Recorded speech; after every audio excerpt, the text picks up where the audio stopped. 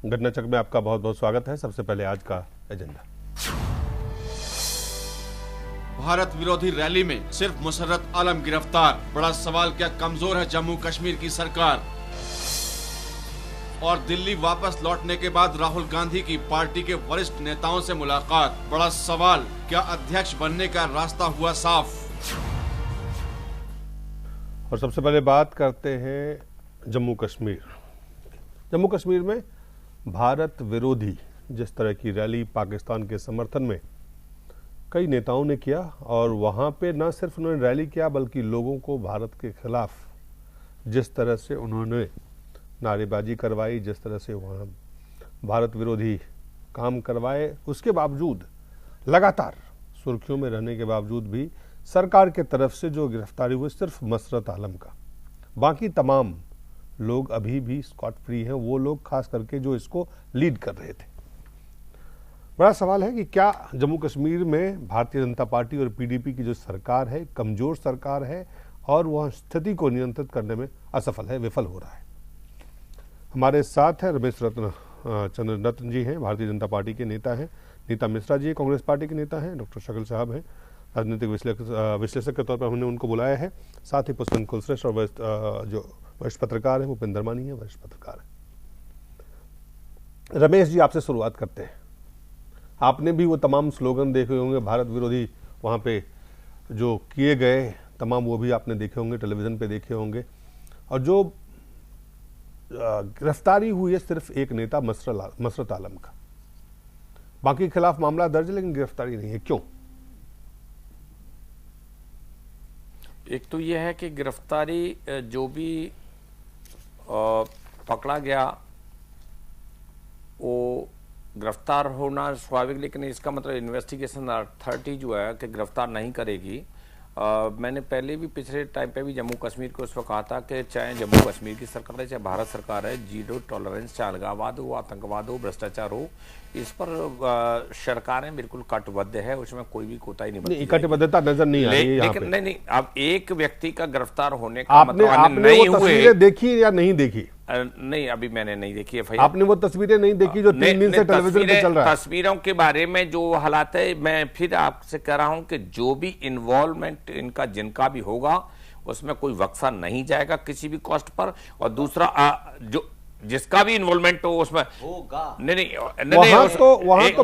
दो चीज मैं एक लॉयर होने के नाते दो पार्ट होते हैं उसके। एक तो नेम्ड एफआईआर होती है, नेम्ड के साथ आदर्श और होता है। तो आदर्श में भी जिन लोगों का जो नेम्ड है वो तो है ही है, लेकिन आदर्श में भी जिन लोगों का जो इन्वेस्टिगेशन में आएंगे वो कोई भी बक्सा किसी कॉस्ट पर नहीं जाएगा। दूसरी चीज आपका एडवांस में कहने से पहले और बता दूं कि ऐसे मैं एडवांस में नहीं, मैं सिर्फ ये आपसे समझना चाहता हूं कि इतनी कमजोर सरकार क्यों दिख रही है। आपने मामला दर्ज किया, मामला दर्ज करने के बाद सिर्फ एक जो मसरत आलम को गिरफ्तार किया, वो भी इसके अलावा जो लोग हैं उसको गिरफ्तार क्यों नहीं किया गया? मेरा सवाल तो बहुत सादा सिंपल सा है। नहीं गिरफ्तार होंगे, क्यों नहीं गिरफ्तार होंगे? कब होंगे? आज हिंसा कर रहे हैं, सड़कों पे हिंसा वो कर रहे हैं, उसके बावजूद भी सरकार इस तरह से कर रही है। पर नहीं होंगे, नदारत होंगे, खोए होंगे, लेकिन सरकार जो पुलिस प्रशासन उसको कहीं से भी ट्रेस करेंगे, गिरफ्तार करेंगे। अब स्पॉट पर जो भी मिल गया होगा वो गिरफ्तार हो गया। वहां हिंसा हो रही है, वहां पे एक हिंसा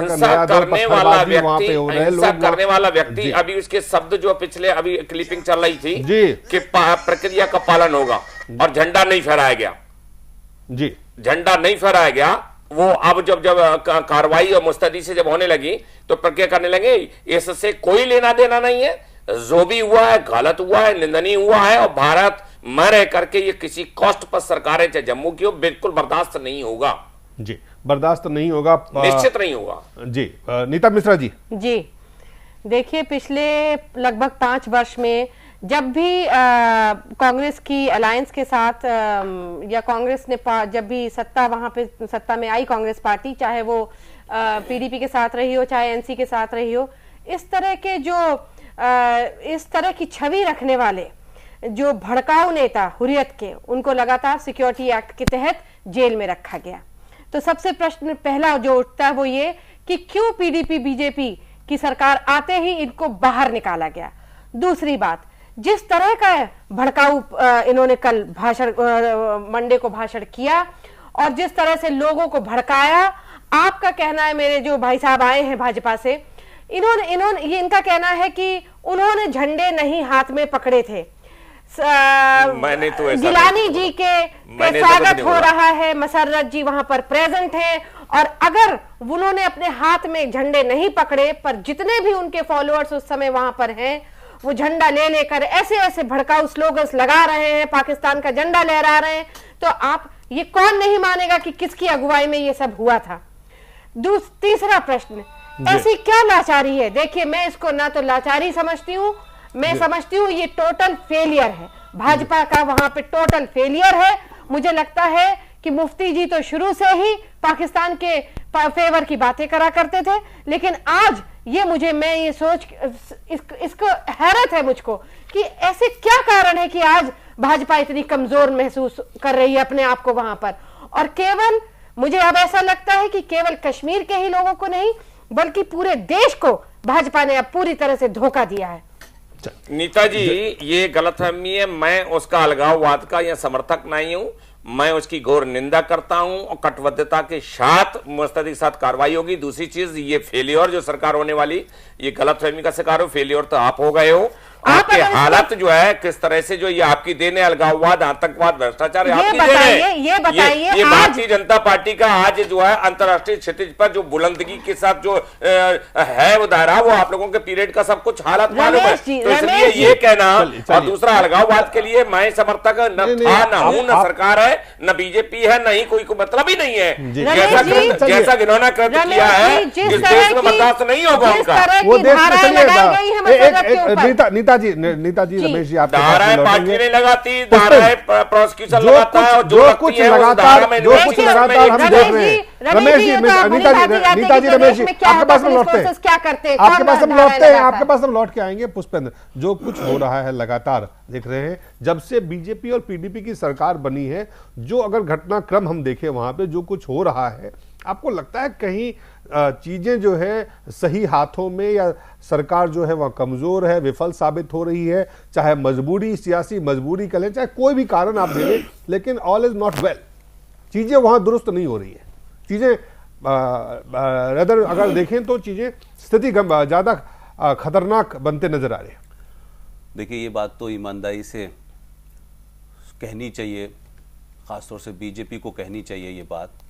ठीक है, कांग्रेस पार्टी ने क्या किया और 65 साल में इनमें क्या किया, लेकिन अब हर बात की गलती के लिए आप कांग्रेस के ऊपर जिम्मा डाल दें कि साहब इन्होंने ये किया इसलिए ऐसा हो रहा है। अरे भाई, ये कहीं समस्या खत्म होगी कि नहीं होगी? लेकिन कम से कम जम्मू कश्मीर में पिछले 5-6 साल से जो चुनाव वहां नेशनल कॉन्फ्रेंस और कांग्रेस की सरकार चल रही थी, कम से कम ये स्थिति नहीं थी जो इस सरकार के बनने के बाद हुई है।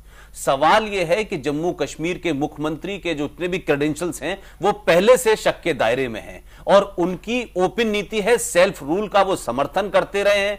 पाकिस्तान और जो भारत का कश्मीर है उसके अंदर प्लेबिसाइट की बात वो करते रहे, ये कोई नई बात नहीं है। उनकी सेपरेटिस्टों से साठगांठ है, ये भी सबको पता है, कोई नई बात नहीं है।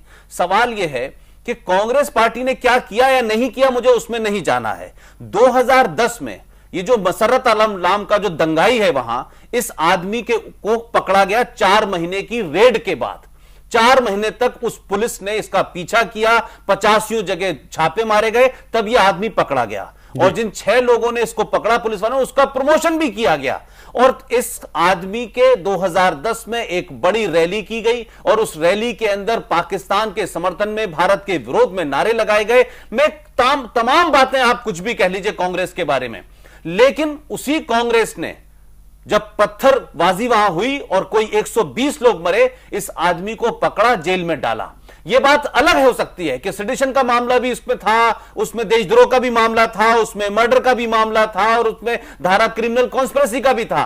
लेकिन यह किस तरह राज्य सरकार और व्यवस्था ने मिलकर के उन तमाम धाराओं को पता नहीं चला कि वो कब खत्म हो गई, और वो जेल में रहा। सवाल यह है कि इस सरकार के आने के बाद मुफ्ती मोहम्मद सईद जो कर रहे हैं वो ज्यादा खतरनाक खेल है। मसर्रत को तो आप मार सकते हैं, बंद कर सकते हैं, खुला है, लेकिन ये जो सेकुलरिज्म के मुखौटे के अंदर सरकार बैठी हुई है, इनके कारनामे देखिए कि आप पहली प्रेस कॉन्फ्रेंस में कहते हैं कि पाकिस्तान अलगाववादी और तमाम वो लोग जिन्होंने भारत के जो अंदर सरकार है, सवाल वही है, मैं वही कह रहा हूं। देखिए, मेरा सवाल ये नहीं है कि आप पीडीपी से नाराज हो सकते हैं, आप नेशनल कॉन्फ्रेंस को बुरा भला कह सकते हैं, लेकिन भारतीय जनता पार्टी को पूरे देश में लोग तीन ही बातों से जाना करते थे और आज भी जानते हैं। यह बात अलग हो सकती है कि वक्तन वक्तन उन्होंने उन मुद्दों को अपने मैनिफेस्टो के कभी 38वें पेज पर ले आए, कभी 32वें पेज पर ले आए। कमजोर सरकार के कारण वहां मैं ये कह रहा हूं, नहीं, कमजोर सरकार नहीं है। सरकार की समस्या यह है कि सरकार ने बनाने से पहले और बनाने के बाद यह तय नहीं किया कि हमारा रोड मैप क्या है। यह डेली वेजेस पे सरकार चल रही है। एक मसर्रत को छोड़ते हैं, गृह मंत्री कुछ बयान देते हैं, प्रधानमंत्री कुछ बयान देते हैं, फिर अगले दिन फिर कुछ और हो जाता है। आसिया अंदराबी को आप कहती है, वो टेलीविजन पे आके कहती है कि मैंने झंडा फहराया, मैंने नेशनल सॉन्ग पढ़ा पाकिस्तान का, उसको आप कोई धारा नहीं लगाते हैं। और आज भी जब आपने मुसर्रत को 24 घंटे पहले आपने नजरबंद किया, तो कश्मीर के अंदर तमाम अलगाववादी लीडर लोग हर बार हर जुमे की नमाज में क्या कहते हैं, नजरबंद होते हैं, हर जुमे की नमाज के बाद भारत विरोधी नारे लगते हैं। ये नई बात नहीं है, लेकिन इस दौर में खुल्ला करने के बाद लगातार राजनाथ सिंह कहें कि हम ऐसा बर्दाश्त नहीं करेंगे। भाई, बर्दाश्त नहीं करने का मामला नहीं है, आप करिए, आपको करना है, होगा, करेंगे, देखेंगे, होना चाहिए। ये जुमले बंद होने चाहिए जी, बंद होने चाहिए जुमले। जो कुछ हो रहा है लगातार पीडीपी और बीजेपी सरकार बनने के बाद कश्मीर में जो स्थिति थी और आज जो स्थिति है, अगर उसको हम देखें तो कैसे देखते हैं आप इसको? देखिए, कश्मीर एक ऐसा इशू है जिसको भारत की नज़रों से देखना चाहिए, पॉलिटिकल पार्टी की नज़रों से नहीं देखना चाहिए। इसलिए पॉलिटिकल पार्टी की आप ये कह रहे हैं कि जो सरकार है और आज की सरकार उसको छोड़ देना चाहिए, उसको एकदम छोड़ देना चाहिए जी। सवाल पैदा होता है कि भारत के हित के लिए जो भी कार्य करना है, सरकार कोई भी हो, केंद्र की सरकार को हिम्मत से और मतलब कि पूरी ताकत से अपने फैसले को वहां इंपोज करना चाहिए, खाली बोलने से नहीं होता है। पिछले दिनों आज बीजेपी की कोलेशन सरकार है, इसलिए हम ज्यादा बोल रहे हैं, या डिबेट का मौजू इसलिए बना है। यह हालात, जैसे पुष्पेंद्र जी बता रहे हैं, हालात पहले भी रहते हैं, कंट्रोल भी हुए, अच्छे भी हुए, खराब भी हुए, हालात होते हैं। लेकिन चूंकि लोग सोचते थे कि बीजेपी वहां पर जाएगी तो थोड़ी सी और मजबूती के साथ मुकाबला किया जाएगा, चूंकि वो बोलते थे ऐसी बात। लेकिन ऐसा लग रहा है कि मजबूती तो दूर की बात है, अब ये जो मुफ्ती और बीजेपी की सरकार है वो सही रूप में कश्मीर के नब्ज को पकड़ नहीं पा रही है, और ऐसा ना हो कि फ्यूचर में, भविष्य में कश्मीर एक नया प्रॉब्लम के रूप में सामने आ जाए। जी, धर्मानी साहब, आप भी यही मानते हैं कि जो वहां पे सरकार है, ये कह रहे हैं कि सरकार से ना देखें, हम भारत के नजरिए से देखें, लेकिन जिस तरह से सरकारें चली भी है, रही भी हैं, स्थिति भी बदली है, उसमें बदलाव भी आया है, लेकिन इस वक्त जो कुछ हो रहा है, क्या या तो आप इसको कैसे देखा जाए कि ये जो कुछ हो रहा है एक कमजोर सरकार के कारण हो रहा है, कमजोर नेतृत्व वहां है उसके कारण हो रहा है, या नीति जो है वो दुरुस्त नहीं है उसके कारण हो रहा है, या फिर कोई और कारण है? देखिए, नीति तो मुझे लगता है जो वर्तमान सत्ता में, अगर मैं ये कहूँ, गठबंधन की सरकार है, इसमें कोई शक नहीं जी। लेकिन जैसे पुष्पेंद्र भाई ने कहा कि जो मुखिया हैं उनका एजेंडा क्लियर है, उस एजेंडे के तहत वो काम में लगे हुए हैं। आप पीडीपी की सरकार की, पीडीपी की बात कर रहे हैं? मैं मुखिया की बात कर रहा हूँ, मुख्यमंत्री जो मुफ्ती मोहम्मद सईद हैं। और जो शकील भाई ने बात कही, अगर ये वास्तव में हो जाए इम्प्लीमेंट, तो इससे जैसे ज़्यादा अच्छी तो बात हो ही नहीं सकती कि अगर देश हित में जो चीज़ें होनी चाहिए, देश हित में क्या होना चाहिए, अलगाववादियों के विरुद्ध सख्त से सख्त कार्रवाई होनी चाहिए। और उसके तहत अगर आप जिस प्रकार गिलानी को छोड़कर आप मसर्रत को गिरफ्तार करते हैं और फिर आप वो देशद्रोह का मुकदमा आज तक नहीं चला रहे हैं, ये जो चीज़ें हैं ये अपने आप में दिग्भ्रमित करने वाली हैं। आप बोलते कुछ हैं, करते कुछ हैं, ये चीजें लोग ऑब्जर्व कर रहे हैं। ये किसके लिए है? ये सिर्फ पीडीपी के लिए है, बीजेपी के लिए भी? मुझे लगता है, देखिए, बीजेपी क्योंकि पहली बार शामिल हुई है, इसलिए बीजेपी की जिम्मेवारी ज्यादा बनती है। बीजेपी क्या मजबूरी में, दबाव में, या सरकार चलाने के लिए, क्या आपको लगता है कि जो कुछ हो रहा है उसमें बहुत आक्रामक हो गए, जो पहले जिस तरह से उनका भाषण था उस तरह से डिलीवरी नहीं है? देखिए, मैं जो आप भाषण और डिलीवरी में बहुत अंतर है। बिल्कुल आप ठीक कह रहे हैं। मेरे को ये लगता है कि जो बात बीजेपी की लीडरशिप सोच के बीच में पार्टिसिपेट किया है सरकार के अंदर, जिस प्रकार सरकार चल रही है, उनको शायद लगता है कि सरकार के अंदर शामिल होने के बाद जो लोग कुछ सॉफ्ट हैं वो शायद देश की मुख्य धारा में शामिल हो सकेंगे। जो अब उनका प्रयास कब तक सफल होता है या उसमें उसकी तरह उस लाइन पर कब तक वो उनको ला पाते हैं, ये देखने वाली बात है।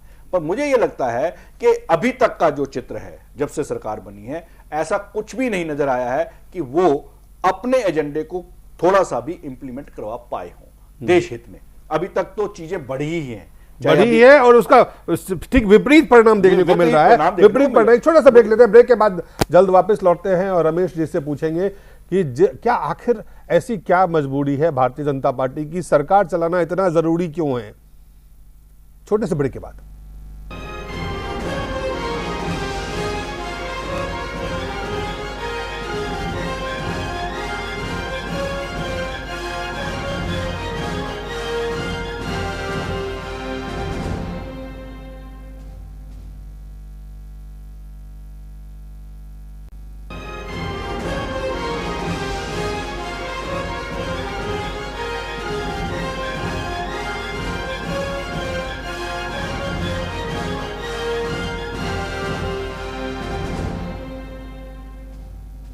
स्वागत है घटना चक्र में आपका। हम चर्चा करें जम्मू कश्मीर में जो कुछ हो रहा है उसको लेकर के। क्या भारतीय जनता पार्टी, एक तरफ तो ये दावे किए जा रहे हैं कि उन्होंने जम्मू कश्मीर सरकार को चेतावनी दी, उसके बाद मुसरत आलम की गिरफ्तारी हुई है, उसके बाद ये स्थिति बनी है, लेकिन वाकई जो स्थिति है क्या ये नियंत्रण में है और भारतीय जनता पार्टी के लिए क्या वहां पे गठबंधन सरकार को चलाने की मजबूरी है कि वहां स्थिति और भी बेहद बद से बदतर होते जाए। रमेश जी, सरकार तो गठबंधन की है ही, इसमें तो जग जाहिर है जी, लेकिन ये बता दें कि सरकार गठबंधन की भले ही हो, लेकिन पार्टी और भारत सरकार इस चीज को कतई पुनः कह रहा हूं कि अगर बर्दाश्त करने वाली बात होती तो जैसे ही ये मामला उठते ही होम मिनिस्ट्री ने डायरेक्शन दिया FIR लॉन्च होने का। दूसरी चीज नेताजी बोलने से पहले बता दूं कि इनको तो बोलने का ही अधिकार इसलिए नहीं है कि जिस मसरत आलम को जो इन्होंने अभी शोरगुल मचाया कि PDP और BJP की सरकार में उसको रिहा कर दिया गया, आपको पता होना चाहिए कि रिहा कैसे हुआ।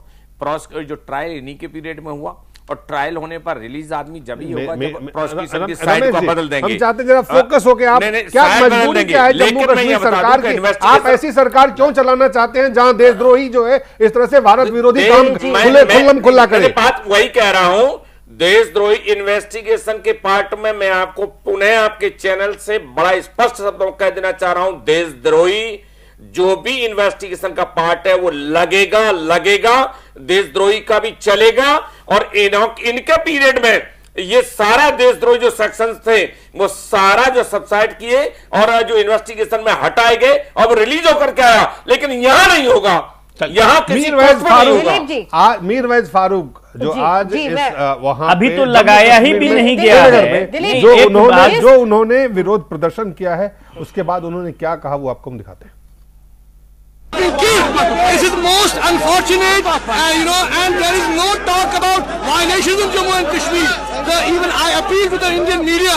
They are trying to make issues which are no issues here. The bigger issue here is state terrorism. The bigger issue here is disappearances of more than 10,000 people who are missing in the last 10 years. You have more than 8,000 graves in Kashmir and nobody is talking about it in the parliament, in Delhi, in other parts of India. Very unfortunate. We are going to register a strong protest today demanding an inquiry into the Tral incident, demanding the arrest of those culprits who have shot dead these people in cold blood. In cold blood, we will continue our protest on these issues. We believe that the time has come where the Armed Forces Special Powers Act has to go. लेकिन मीरवैज फारूक ने यह नहीं बताया कि जो पाकिस्तान समर्थित नारे लगाने वाले थे, झंडा दिखाने वाले थे, बयान देने वाले थे, उसके बारे में क्या किया जाए। खैर, भारतीय जनता पार्टी की तरफ से भारतीय जनता पार्टी के नेता क्या राम माधव ने क्या कहा वो आप देख लें। कार्रवाई की है वह भी कानूनी कार्रवाई है। जो पुलिस ने उनके गतिविधियों के कारण जो उचित कार्रवाई करना था वह पुलिस ने किया। मुझे लगता है कि पहले भी जब छोड़ा गया था वो भी एक कानूनी आवश्यकता के चलते छोड़ा गया था। अब वो जिन्होंने जो अपराध किया उसके चलते फिर गिरफ्तारी हुई है। पाकिस्तानी झंडे फहरेंगे तो उनके ऊपर कार्रवाई होगी। ये बात तो सरकार ने साबित किया, उनको गिरफ्तारी करके। और दिग्विजय सिंह कांग्रेस के वरिष्ठ नेता ने क्या कहा वो भी आपको हम दिखाते हैं। मसर्रत आलम साहब और गिलानी साहब दोनों को किन धाराओं के तहत गिरफ्तार किया गया है, ये जम्मू कश्मीर सरकार को बताना चाहिए। अनलॉफुल असेंबली में अटेंड करने में तो हम लोग 107, 115 में हम लोग गिरफ्तार करते रहते हैं, लेकिन क्या देशद्रोह के कानून के अंतर्गत उनको गिरफ्तार किया गया? क्या सेडिशन के आरोप में उनको गिरफ्तार किया गया? हम इस बात की जानकारी चाहते हैं। और गृह मंत्री राजनाथ सिंह ने क्या कहा वो आपको हम दिखाते हैं। मैं देश को आश्वस्त करना चाहता हूं कि देश की एकता, अखंडता और सुरक्षा को लेकर हमारी सरकार किसी भी सूरत में समझौता नहीं कर सकती। देश को आश्वस्त करना चाहता हूं कि देशद्रोह की हरकत करने वाले किसी भी व्यक्ति को माफ नहीं किया जाएगा। ये भारत के गृह मंत्री का बयान है और मैं समझता हूं कि इतने बड़े मुल्क का जब गृह मंत्री बयान देता है तो देश को यकीन करना चाहिए।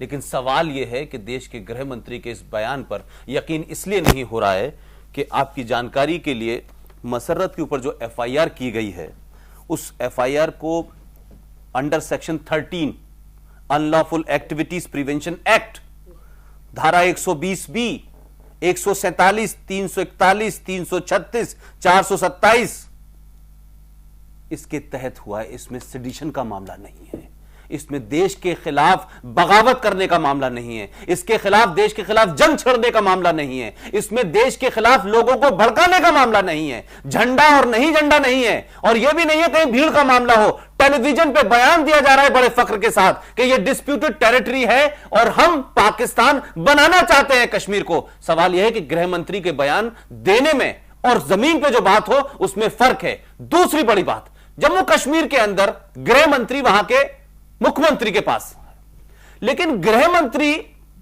देश के हर घटना के पीछे जब फोन करेंगे तब कार्रवाई होगी। सवाल यह है कि उस प्रदेश की सरकार जिसका मुखिया मुफ्ती मोहम्मद हाफिज सईद है उसके पास गृह मंत्रालय है, वो क्यों नहीं कार्रवाई करते? ये दबाव हर बार बनेगा तब होगा और इस पे होगा और इस पे नहीं होगा। सवाल यह है कि सैयद शाह की दबाव है कहां?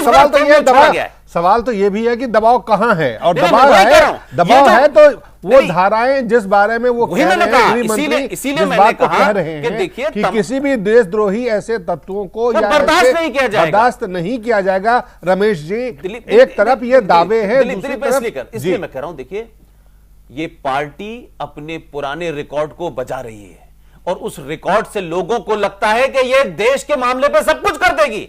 लेकिन सवाल यह है कि अब से महीने भर पहले 23 मार्च 2015 को दुख्तराने मिल्लत की चीफ आसिया अंदराबी ने टेलीविजन पे कहा कि हमने झंडा पाकिस्तान का फहराया, हमने नेशनल सॉन्ग गाया। उस वक्त ये गिरफ्तार करो, उसको गिरफ्तार तक नहीं किया, जबकि ये दोनों बातें सेडिशन में आती हैं। इसलिए गृह मंत्री जैसे ही पारा इस देश का बढ़ता है उसको कम करने के लिए एक बयान दे देते हैं। ये बर्दाश्त नहीं होगा। बर्दाश्त होगा या नहीं होगा इससे मतलब नहीं है। ये देश गृह मंत्री का नहीं है, ये देश किसी पार्टी का नहीं है। इस देश में कोई भी बात होगी तो ये नहीं कह दिया जाएगा कि हम देख रहे हैं। एक बीजेपी के प्रवक्ता टेलीविजन पर कह रहे थे कि हम एक्सपेरिमेंट कर रहे हैं। ये इतना एक्सपेंसिव एक्सपेरिमेंट जो है देश नहीं चाहता। एक्सपेरिमेंट करना है तो कहीं और करिएगा। ये देश को आप 1990 की स्थिति में ले जाकर खड़ा करना चाहते हैं, जहां से कितनी मुश्किल के बाद 26,000 फौजी मारे गए हैं, उसके बाद इस स्थिति में आया है और आप एक्सपेरिमेंट कर रहे हैं। किसके बल पे? रमेश जी जवाब देंगे किसके बल पे कर रहे हैं, क्यों कर रहे हैं? जी, पहले चीज तो आपको ये जानकारी दे दूं कि देख रहे हैं, एक्सपेरिमेंट कर रहे हैं, इस टाइप का जो कोई औचित्य सरकार का बिल्कुल नहीं है। बहुत मुस्तैदी के साथ अभी गृह मंत्री के शब्दों को भी आप सुनना है और सुन लीजिएगा। उन्होंने सीधा कहा है कि और एक्शन में बहुत एक्शन होगा। और अभी भी जो आप बार बार कह रहे हैं कि एफआईआर ये सेक्शन में लॉज हुई है, एफआईआर लॉज होना और इन्वेस्टिगेशन के पार्ट में देशद्रोही ये सब चीजें आना, नेताजी ये सारी चीजें होंगी। और नेताजी बोलने से पहले कांग्रेस के लोगों को तो ये गले में जहां करके देखना चाहिए। गिलानी साहब ओसामा बिन लादेन साहब, मसरत साहब, ऐसे लोगों का इनकी मिली भगत साहब है। अभी दिग्विजय सिंह साहब क्या करके बोल रहे हैं, बहुत आश्चर्य की बात है। इन साहब, ये कांग्रेसी की देन है साहब बनाने की। कांग्रेस को बाहर से रमेश रतन जी, कांग्रेसियों ने ये बीमारी पैदा की है। नीता जी से एक लाइन में रतन साहब, रमेश रतन जी, आप भारतीय जनता पार्टी के आधिकारिक प्रवक्ता हैं।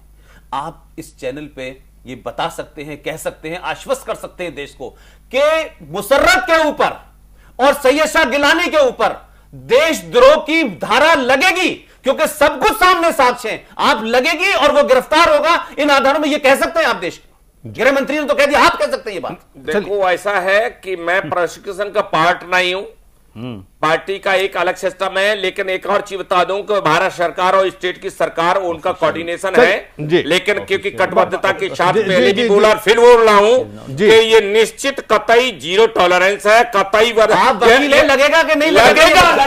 चलिए नीता जी, देखिए, जैसा अभी पुष्पेंद्र जी ने बताया, आसिया अंदराबी ने झंडा फहराया, कोई एक्शन नहीं लिया गया। मसरत आलम के लिए राजनाथ सिंह साहब ने कहा स्ट्रिक्टेस्ट एक्शन लिया जाएगा। क्या एक्शन लिया गया? सिर्फ ये कि अनलॉफुल एक्टिविटीज प्रिवेंशन एक्ट के तहत उनको धारा लगाकर उनको जेल में डाल दिया गया। फिर त्राल चलो के लिए जिसने नेतृत्व किया, मीरवैस फारूक, वो भी एक हुर्रियत का लीडर है। ऐसा क्यों हुआ? कितना वहां पे वायलेंस हुआ, कितना पथराव हुआ, उसमें 2 हमारे जो जवान है वो भी उसमें बुरी तरह चोटिल हो गए। वो तो आज की बात है। क्यों नहीं रोका गया? क्यों नहीं रोक पा रहे? अदब की फहरिस्त बहुत लंबी होती है, चुन करके सभी आएंगे। रमेश जी, आप ये मान लीजिए कि वहां पर बुरी तरह से बीजेपी अलायंस फेल हो चुका है। अब आपके पास फेल तो आप पूरी तरह से आपकी पार्टी में आप लोग फेल हो चुके हो। आपके पास और है ही क्या है? जो फेल वालों को तो फेल ही नजर आएगा ना।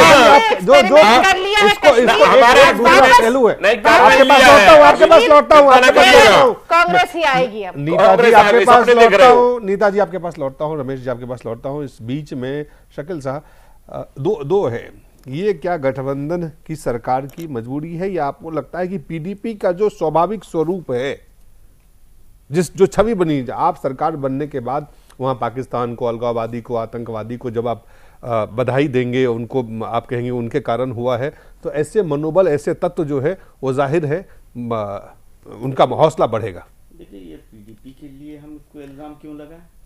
पीडीपी का जो कल्चर है वो जग जाहिर है, सब लोगों ने जाना, बीजेपी को भी पता था। पुष्पेंद्र भाई ने बताया बहुत डिटेल तरीके से। और उनके बीजेपी को अगर नहीं जानकारी थी तो बीजेपी को केंद्र के अंदर हुकूमत करने का हक भी नहीं बनता है कि पीडीपी के कल्चर को नहीं समझ पाए। कैरेक्टर को अभी 9 महीने 10 महीने बीत गए सरकार में, होम मिनिस्टर बनने के बाद भी उनकी सरकार, बीजेपी नहीं, पीडीपी उनकी, पीडीपी नहीं, बीजेपी। हाँ, आप कह रहे बीजेपी की जो ये, चूंकि उम्मीदें पीडीपी से इस देश की जनता को नहीं थी, इस देश की जनता को बीजेपी से थी। और बीजेपी जो चंद इश्यूज के बेस पर, मैं आप अपनी बात कर लेंगे 1 मिनट में, चंद जो चीजें हैं जिसके बेस पर उन्होंने पूरी हिंदुस्तान में अपनी हुकूमत का गठन किया, उसमें कश्मीर इशू भी one of the most important उनके एजेंडा में एक शामिल था, जिसकी वजह से है। अब रहा कि उनकी अब केंद्र में सरकार बनने के बाद अगर ये ख्वाहिश है कि हमको बोलने में अच्छा लगे कि कश्मीर से कन्याकुमारी तक हमारी राज्य सरकारें हैं, तो हो सकता है इसकी वजह से उनको कुछ भी त्याग करने के लिए, वो अगर देश का त्याग कराने के लिए तैयार हैं, तो ये उनकी सोच का है। और हमारे भाई जो यहाँ बैठे हैं, और या हम बैठे हैं या आप बैठे हैं, हम लोग डिबेट अच्छा कर सकते हैं, उसको हम एडवाइस कर सकते हैं गवर्नमेंट को। इंप्लीमेंटिंग एजेंसीज जो है वो है, उसके लिए हमारे भाई भी ये जिम्मेदार बीजेपी के नहीं है, क्योंकि उनको सरकार अभी इतनी जल्दी में हटानी नहीं है, थोड़ी दिन चलानी है, उसके बाद तो इस तरह की घटनाएं वो चीफ मिनिस्टर वहां के जो हैं पीडीपी के, वो समझ रहे हैं कि इतनी जल्दी ये सरकार हटाएंगे नहीं। वहां हिंसा है, वहां हिंसा बढ़ रही है। आप देखिए वो हिंसा सब में चीज लोग बढ़ेगी घायल हो रहे और हैं वो इतनी और जो जी नहीं, वो हिंसा उतनी ज्यादा नहीं है, बीच बीच में काफी बढ़ती भी है। ऐसा नहीं वहां पत्थरबाजी आज जिस तरह से हुआ है, आज हुई है, ऐसी बहुत गोलीबारी भी होती रही है। हम ये बात आज वहां पे राष्ट्रीय ध्वज को जलाया गया। तो ये जो तत्व है, ये जो तत्व है वहां पे, तत्वों के ये तत्व पीडीपी के लिए, तो जो आप कह रहे हैं कि चलिए पीडीपी का चरित्र, बीजेपी के कैरेक्टर के बारे में क्या बीजेपी को पता नहीं था, तो फिर ऐसी गठबंधन की सरकार बना करके आप क्या उपलब्धि करना चाहते हैं, क्या स्वीकार करना चाहते हैं? उपलब्धि यही है ना कि उनको कहने में जरा अच्छा लगता है कि कश्मीर से कन्याकुमारी तक, कन्याकुमारी में भारतीय जनता पार्टी की सरकार है। मैं अपनी बात पूरी करूं जी। कन्याकुमारी में उनकी सरकार है, कश्मीर में उन्होंने सरकार बनाई, राज्यों में वो सरकार बना के ये देश पर पूरी तरह काबिज होने का एक पोस्चर देना चाहते हैं कि हम पूरी तरह से काबिज। अब सवाल है कि वो सरकार ज्यादा दिन नहीं चलेगी, लेकिन इतने कम दिन भी नहीं चलेगी, और परिस्थितियां कश्मीर की कभी इससे भी ज्यादा खराब हुई है और कभी इससे भी बहुत अच्छी रही है। अभी पिछले दिनों काफी अच्छी थी, तो अब हालात बहुत खराब ना हो उससे पहले कार्रवाई होनी चाहिए। धर्मानी साहब, कहीं ना कहीं क्या बीजेपी आपको लगता है कि जो कथनी और करनी और जब सरकार बना के वो फंस गई है यहाँ पे? देखिए, मुझे ये लगता है कि हम किसी बहुत जल्दी कंक्लूजन पे पहुंचे नहीं, जो स्थिति बन रही है इसके बाद मैं वही आ रहा हूं। मैं ये जो शकील भाई ने बात कही, किसी ना किसी एजेंडे के तहत, कुछ ना कुछ योजना के तहत, ये क्या एजेंडा है? क्या आपको, आप भी वरिष्ठ पत्रकार हैं, इसलिए मैंने पहले बात कही कि अभी तक तो ये लग रहा है कि बीजेपी ने जो सोचकर सरकार में आई, जो कुछ बोलते रहे हैं, क्योंकि हम जो बोल रहे हैं उसी से सोच सकते हैं कि वो क्या सोच रहे होंगे जी। अगर वो जो बोलते रहे हैं वो सोच के साथ सरकार में आए हैं, तो आज वो तो पूरी तरह से सरकार के अंदर अपने आप को पूरी तरह से शून्य माने। ये सरकार उनके एजेंडे पर नहीं चल रही है, या उनसे जो समझौता हुआ है उसके तहत नहीं चल रही है। ये कॉमन मिनिमम प्रोग्राम सीएमपी जो है एक ये पब्लिक होना चाहिए। ये अभी तक पब्लिक तो है, लेकिन नहीं, पब्लिक उस ढंग से नहीं। अगर पब्लिक है तो वो इंप्लीमेंट क्यों नहीं हो रहा है? और इंप्लीमेंट हो रहा है तो उसका विपरीत अगर ये लगातार इस तरह की घटनाएं और बढ़ती रहेंगी तो बीजेपी को न केवल जम्मू कश्मीर में, पूरे देश में इसका खामियाजा भुगतना पड़ सकता है जी। और ये बीजेपी की लीडरशिप को जल्दी से जल्दी रियलाइज करना चाहिए। मुझे ये लगता है, रमेश जी, आपको लगता है कि आप कहीं ना कहीं पीडीपी के साथ सरकार, गठबंधन की सरकार बना के आप फंस गए हैं? आपको यह पता नहीं था कि जो कॉमन मिनिमम प्रोग्राम है उससे अलग हट के चीजें वहां बन सकती हैं या हो सकती हैं? देखिए, फंसने का तो कहीं टॉपिक है नहीं। देश का कश्मीर जो देश का फिर किस लिए है, और कश्मीर के जो मैंडेट जिस तरह का जनता ने दिया जी, और उसके मुताबिक ही जो है कॉमन मिनिमम प्रोग्राम के तहत सरकार बनी है। लेकिन मैं आपको ये बता दूं कि भारतीय जनता पार्टी और भारत सरकार के दायरे में जो है हम की परिभाषा है, हमारा राष्ट्र, हम और पार्टी है हमारे बाद में, और मैं की यह परिभाषा नहीं है, कुनवा नहीं है, परिवार नहीं है जी। और देश की एकता, अखंडता को बनाए रखने के लिए ये बात आप जब कहते हैं तो लोगों के पास जो सवाल जो आप ये जो आप जब कहते हैं आज जो स्थिति है, तो क्या आप ये दावा वाकई कर सकते हैं? नहीं, हम दावा बिल्कुल निश्चितता के तौर पर, आपको ये अंतर्राष्ट्रीय क्षेत्र पे भी आप देखने को मिल रहा है। दूसरा, यहाँ भी जो आप कह रहे हैं, मैं यहाँ भी आपको बता दूं कि जो हर स्थिति को जो आप थोड़ा सा पेशेंट, चुके हर चीज को ये ट्रायल वाले तो देख करके अपने पिछले उसको तो महसूस नहीं करते। अभी जो जैसा कि बार बार एक गिरफ्तार हुआ, ये हुआ, अभी पुष्पेंद्र जी स्वयं कह रहे थे कि 4 महीने तक ये भागे रहे थे बड़ी मुश्किल से जो है। लेकिन ये बता दूं कि क्विकली एक्शन हुआ है और एक्शन मुस्तैदी के साथ होगा। और इसमें जो गठबंधन भले ही है, लेकिन गठबंधन के कारण ये नहीं है कि हम देश हित हमारा सर्वोपरि है, उस पर आंच नहीं आने देंगे और इस पर पूरी तरह से। तो ये जो कुछ हो रहा है वो देश हित में हो रहा है? देश नहीं हो रहा ना, नहीं तो हो रहा, क्या कर रहे हैं? हम क्यों कहें देश हित में हो रहा तो फिर एक्शन लेने की क्या जरूरत थी जी? होम मिनिस्टर को डायरेक्शन देने की क्या जरूरत थी? क्या एक्शन हुआ? क्यों नहीं एक्शन हुआ? गिरफ्तार हुआ, एफआईआर हुई, गिरफ्तार हुआ। क्या ये एफआईआर किस तरह से दर्ज हुआ? क्या गिरफ्तारी? पुष्पेंद्र, ये 2010 में भी गिरफ्तार हुए थे। ये इस तरीके की पुष्पेंद्र जी कुछ कहें, एक मिनट मैं रतन भाई से पूछना चाह रहा था कि मुझे ये बताइए कि एक्शन तो वो आपके साथ में कांग्रेस वाले बैठे हैं, वो भी यही कहते हैं, इस देश को कंक्रीट ठोस जो बातें आप करते रहे हैं, देशद्रोहियों के खिलाफ सख्त रहेंगे, उनके खिलाफ देशद्रोह का मामला दर्ज होगा, ये अभी तक इतना टाइम क्यों?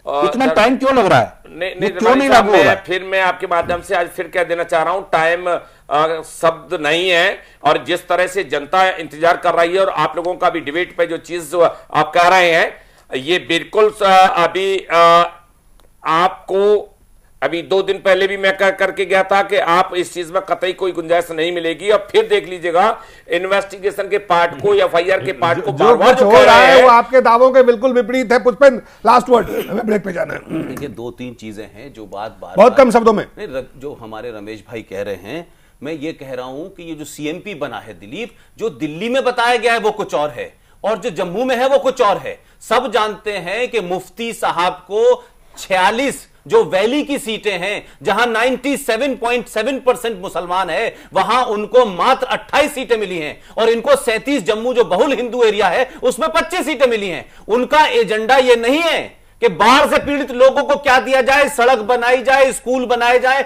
हॉस्पिटल बनाए जाए, जो मोदी का एजेंडा है। उनका एजेंडा अपने वोट बैंक को मैसेज देना है कि जितना भी मेरे पास समय है मैं वो सब करूंगा जिसके लिए मैं जाना चाहता हूं। सब जानते हैं 1986 के अंदर एंटी कश्मीरी पंडितों की मुहिम को मुफ्ती साहब ने चलाया था। सवाल यह है कि CMP के अंदर ये दिल्ली में कहते हैं कि हमारा उनके साथ में बात गठबंधन में एक एक चीज पे हम सही काम कर रहे हैं। सवाल यह है मेरा कि पाकिस्तान के साथ चीज बात करो। भारत की पाकिस्तान से विदेश नीति मुफ्ती तय कर रहा है। भारत की मुफ्ती ये तय कर रहे हैं कि आप अलगाववादियों से बात करो। ये कहते हैं अलगाववादियों से बात करोगे तो हम पाकिस्तान से बात नहीं करेंगे। तो ये जो कंट्राडिक्शन है, इस कंट्राडिक्शन के चलते पड़ोस के अंदर जकीउर रहमान जब छूटता है तो यहां भारत में बात करने वाले लोग जकीउर रहमान के तर्क को कमजोर करते हैं कि वो कहते हैं आप अपने कानून के तहत मसरत को छोड़ सकते हैं तो हम अपने कानून के तहत उसको छोड़ सकते हैं। सवाल यह है कि ये जो की घटना है इससे अंतरराष्ट्रीय स्तर के ऊपर भी असर पड़ रहा है और भारत की स्थिति कमजोर हो रही है। छोटा सा ब्रेक लेते हैं, ब्रेक के बाद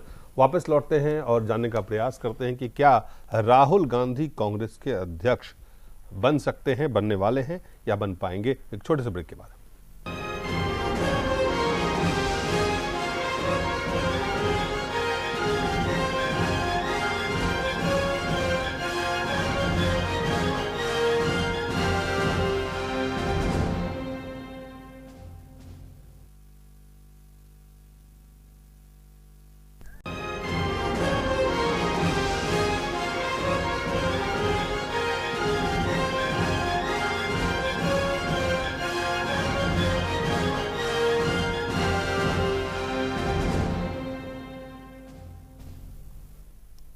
एक बार स्वागत है आपका। फिर से हम चर्चा करेंगे राहुल गांधी कांग्रेस के उपाध्यक्ष लौटने के बाद लगातार एक्शन में हैं और नेताओं से, वरिष्ठ नेताओं से भी वो मिल रहे हैं, किसान नेताओं से भी मिल रहे हैं। 19 तारीख को जो रैली है उसकी तैयारी कर रहे हैं और पूरी तरह से राहुल सक्रिय हैं और इसका मायना भी निकाला जा रहा है कि राहुल गांधी अब कांग्रेस पार्टी के अध्यक्ष पद की जो उनकी दावेदारी है वो वहाँ पे अब शायद, अभी तक जो खबरें आ रही हैं कि लगभग ये तय हो चुका है कि वो कांग्रेस पार्टी के अध्यक्ष बनने जा रहे हैं।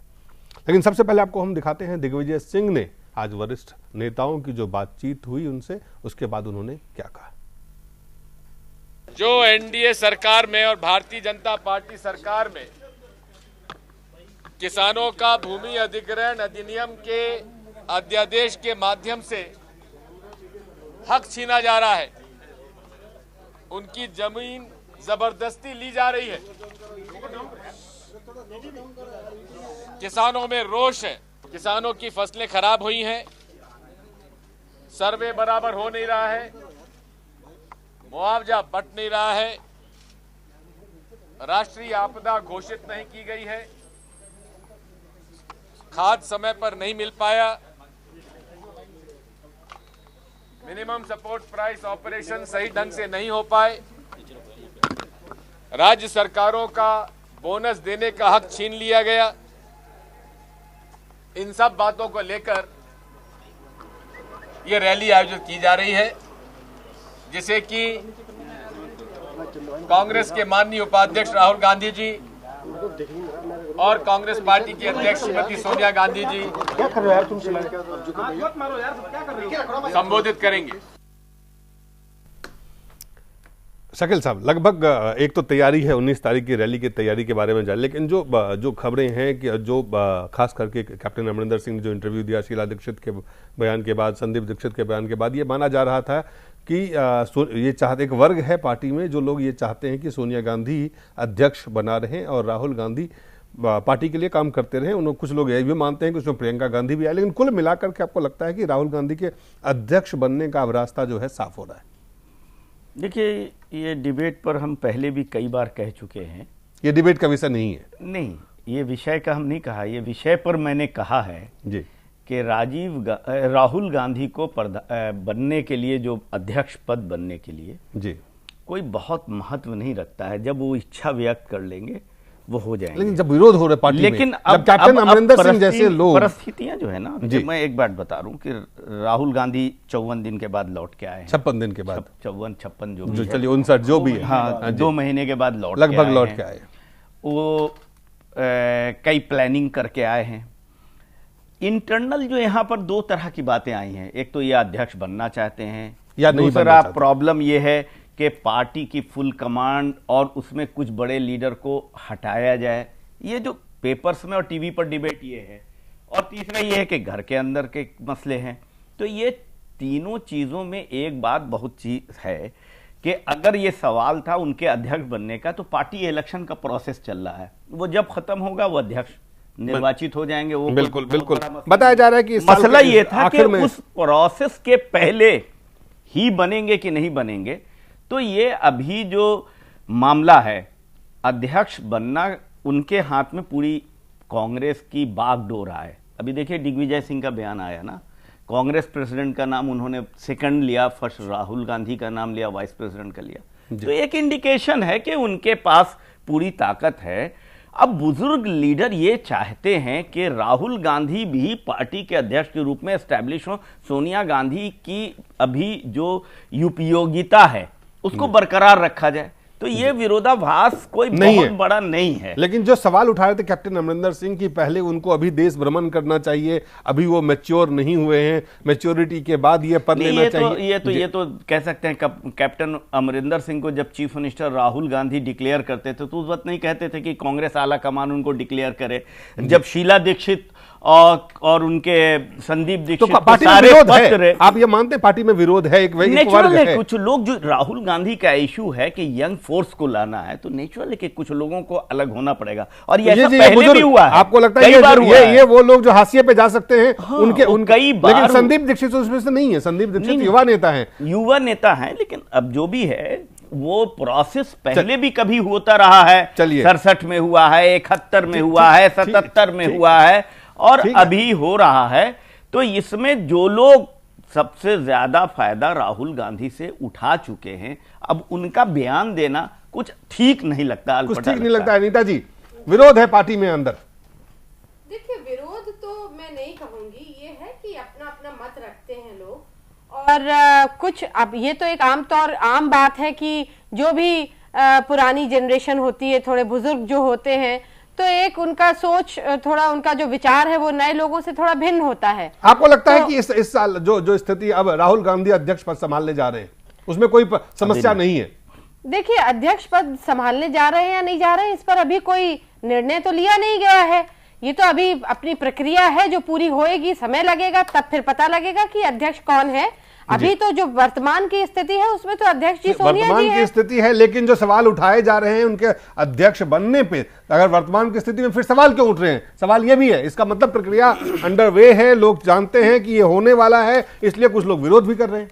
देखिए, अब राहुल जी चूंकि अब थोड़े ज्यादा सक्रिय हो रहे हैं, पहले भी थे और अब और ज्यादा सक्रिय था, तो इस कारण कुछ ऐसे लोग हैं जिनके मन में थोड़ी सी इनसिक्योरिटी आ जाती है, तो वो अपना मत सामने रख देते हैं। वरना मुझे नहीं लगता कि इस चीज को कोई भी नए राहुल जी के साथ नई सोच और नई ऊर्जा की आवश्यकता है, लेकिन सोनिया जी जैसी परिपक्व महिला की भी आवश्यकता है इस समय पार्टी को। चलिए धर्मानी साहब, ये जो कुल मिला करके वो बाहर गए, कहाँ रहे कहाँ नहीं रहे, गुप्तवास में, जो भी वो उनका निजी मसला हो सकता है, लेकिन एक राष्ट्रीय पार्टी के लिए जो 129 साल पुरानी पार्टी है, उसके पार्टी के अध्यक्ष जब युवा बनना हो तो कई ऐसे मजबूत नेता सवाल उठाते हैं जिनको लगता है कि नहीं वो अभी मैच्योर नहीं हुए हैं, कुछ कहते हैं कि नहीं सोनिया गांधी को, अभी भी कह रही हैं, अनीता जी भी कह रही हैं नहीं सोनिया गांधी को तो बने रहना चाहिए, उनके नेतृत्व की आवश्यकता है, उनके गाइडेंस की आवश्यकता है। तो कुछ ऐसी स्थिति है पार्टी में, कांग्रेस में कंफ्यूजन है, कुछ लोग हैं जहां लगता है कि अभी राहुल गांधी को नहीं बनना चाहिए। देखिए अभी तक, और कुल मिलाकर के मेरा बहुत स्पेसिफिक सवाल है कि अगर ये स्थिति तो आपको क्या लगता है कि भारत की राजनीति में इस वक्त जो विपक्ष की भूमिका में कांग्रेस को होना चाहिए मजबूती से, ऐसी स्थिति में कितना मजबूत रूप से कांग्रेस विपक्ष की भूमिका निभा सकता है? देखिए मुझे ये लगता है कि आपने जैसे कहा कि इस देश की सबसे पुरानी पार्टी, वैसे तो इस पर भी लोगों को आपत्ति है क्योंकि जो सबसे पुरानी पार्टी है वो तो समाप्त हो गई, उसके बाद इसका जो स्वरूप आया है वो आपके सामने है, इसलिए इसको सबसे पुरानी पार्टी कहना ही अपने आप में मेरे को लगता है विचित्र है। क्योंकि जिस पार्टी के अंदर अब लोकतंत्र नहीं रहा हो, आंतरिक लोकतंत्र की बातें राहुल बाबा ने युवा कांग्रेस में लागू करने की कोशिश की। मेरा ये कहना है कि जो चीजें आपने पूछी हैं, आंतरिक विरोध अलग अलग बयानों से आपके सामने आ रहा है। यहाँ पर भी जो आपने अभी प्रतिक्रिया ली उसी से स्पष्ट होता है कि राहुल के नेतृत्व को जो उनका अभी तक सार्वजनिक जीवन रहा है उसमें उनकी जो गतिविधियां रही हैं, जिस प्रकार का व्यवहार रहा है, वो अभी इतने बड़े विपक्षी दल जिससे बहुत देश को अपेक्षाएं हैं, एक मजबूत विपक्ष होना चाहिए एक लोकतंत्र के अंदर, वो आवश्यक है, वो देने में वो सक्षम नहीं है, ये स्पष्ट है। उसके लिए अब जैसा अभी शकील भाई ने कहा कि जब वो चाहेंगे वो बन जाएंगे, इसका अर्थ समझिए आप कि इसका मतलब लोकतंत्र नहीं है। एक वो परिवार का सदस्य चाहेगा शहजादा और उसको बिठा दिया जाएगा। नहीं, लेकिन विरोध है, मेरी बातों का मैं आपकी बात का इंटरप्रिटेशन मैं आपके मुंह पे ही कह रहा हूं, इसीलिए कह रहे हैं वो सही नहीं है, इसलिए कि राहुल गांधी का पार्टी के अंदर बहुत समर्थन है और वो चाहेंगे, पार्टी इलेक्शन हो रहा है, ठीक है, पार्टी इलेक्शन में अध्यक्ष रमेश जी इतना है, बीजेपी को घेरने की भी तैयारी है राहुल गांधी की। राहुल गांधी के इस नेतृत्व, इस एक्शन प्लान से आपको लगता है कि आपके लिए अब चीजें जो है आपके लिए कठिन हो सकता है, चुनौती अब राहुल गांधी आपके लिए हो सकते हैं? वैसे तो दिलीप जी उनका आंतरिक मामला है, उनके खुद परिवार कुनबे का मामला है, उसमें हस्तक्षेप उनको नहीं करना चाहिए, लेकिन ये हमें कितना घेर पाएंगे। मौनी बाबा बनकर के जो है अंदर पार्लियामेंट में मौनी बने, जिनकी आवाज न निकल पाए, 59 दिनों में कौन सी दुनिया को सुला जाएंगे, ये जो है ये जनता पूछना चाहती है। कि मीडिया वालों से भी मैं कहना चाहूंगा कि मीडिया वाले बट आने के बाद वो सजग प्रहरी है, लेकिन मीडिया वाले कौन सी दुनिया में खोते रहे कि 59 दिनों में ये महान भाव पार्टी सोच रही थी कि कहां गए, पोस्टर लग रहे थे, तो ऐसा व्यक्ति हम तो चाह रहे हैं, हम तो चाह रहे हैं 1977 में जनता परिवार बना, इसलिए बना कि परिवारवाद, भ्रष्टाचार, आतंकवाद इनकी देन थी। इस परिवार का ये भी चिराग सामने आ जाए। मां गाय बछड़े की पार्टी है, मां रो रही थी 1984 के सीन में और राहुल गांधी राजीव जी के सीन में आज मां का प्यार झलक रहा है। तो मैं तो कह रहा हूं राजीव जी आ जाए, प्रियंका भी आए, ये क्या घेर पाएंगे? एक कुनवा कहीं घेर पाएगा? कतई नहीं है। पुष्पन, जो कुछ कांग्रेस की तैयारी है, जिस रैली को खास करके किसान रैली को देखा जा रहा है कि ये एक कमबैक रैली की तरह राहुल गांधी के लिए भी है, खास करके जब वो लगभग 2 महीने के बाद आए हैं और लगातार जिस तरह से पूरा दिन राजनीतिक सक्रियता उनकी बढ़ी रही, उससे लगता है कि अब राहुल गांधी एक बार जो स्थिति बनी हुई है, क्योंकि आप देखिए छत्तीसगढ़ में जो सुरक्षा की स्थिति बनी हुई है, जिस तरह के नक्सली हमले हो रहे हैं, जो कुछ जम्मू कश्मीर में हो रहा है, जो कुछ भूमि अधिग्रहण पे कांग्रेस को मौका मिला है, ये तमाम मौके पे राहुल चौका लगा सकते हैं। देखिए, राहुल के पास चौका लगाने का उस वक्त भी समय था जिस वक्त वो छुट्टी पे चले गए थे। सवाल यह है कि उस वक्त भी खुले तौर पे सरकार को घेरा जा सकता था और ये तमाम कांग्रेसी मान रहे थे कि वो ऐसे वक्त पे क्यों गए। एक बात। दूसरी बात मैं जो नहीं समझ पा रहा हूं कि जिस वक्त वो कल यहां आए 56 दिन के बाद, तो जिस तरह से स्वागत हुआ है, ढोल नगाड़े बजे हैं, मुझे ये समझ में नहीं आ रहा सिकंदर किसको फतेह करके आए थे। कौन सी ऐसी बात हो गई थी खुशी की जिसके लिए इतने ढोल नगाड़े बजे? क्या ये बच्चा खो गया था जो मिल गया इसलिए घर में खुशियां मच रही थी, या कोई बहुत बड़ी जीत फतेह करके आए थे, या कोई ऐसा युद्ध जीत के आए थे? ये बात समझ में लोगों के नहीं आई कि राहुल गांधी अपनी मां से पूछ के छुट्टी पे गए थे और वो लौट के आए। मुद्दे पे आता हूं। 500 बस पंजाब से अकेले आ रही है। देखिए वो सब होगा। जो एक्सप्रेस ट्रेन को एक बुक किया गया है, जो राजस्थान से सचिन पायलट लेके आ रहे हैं, कुल मिलाकर के अगर आप तैयारी को देखें तो क्या ये भारतीय, मैं वही कह रहा हूं, राहुल गांधी के राजनीतिक कैरियर में भी ये बहुत महत्वपूर्ण मोड़ है। आज जम्मू कश्मीर की बात आप कह रहे हैं, छत्तीसगढ़ की बात आप कह रहे हैं, भूमि अधिग्रहण का मामला कह रहे हैं, बिहार का चुनाव कह रहे हैं। अगर राहुल गांधी कल हो सकता है रैली में अरेंज करके भीड़ आ जाए या डायरेक्ट आ जाए, लेकिन कल के बाद से राहुल गांधी या परसों के बाद जब वो रैली एड्रेस करेंगे और उसके बाद की उनकी कारकर्दगी जो होगी, अगर उन्होंने इस बार स्कोर नहीं किया तो राहुल गांधी सियासत के मैदान में हमेशा फेल कहलाएंगे। इससे ज्यादा कमबैक, इससे ज्यादा रीलॉन्चिंग किसी पार्टी में नेता की नहीं होती है। चलिए, बहुत बहुत धन्यवाद आपका शकील साहब, धर्मानी जी, पुष्पेंद्र जी, रमेश जी, नीता जी, आप सबका बहुत बहुत धन्यवाद।